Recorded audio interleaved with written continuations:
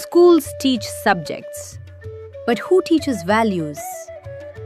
We teach them to solve equations, but not how to handle emotions.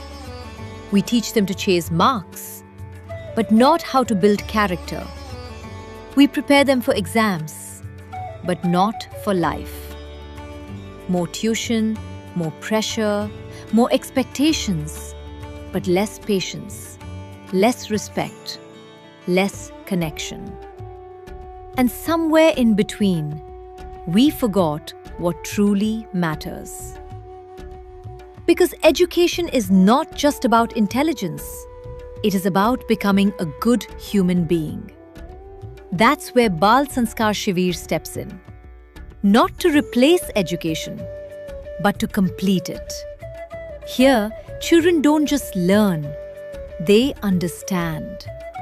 They learn respect, discipline, responsibility.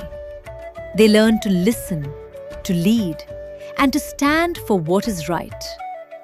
Because values are not taught in textbooks, they are experienced.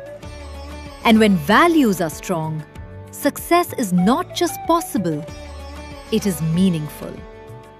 Bal Sanskar Shivir, because what schools don't teach shapes everything that follows.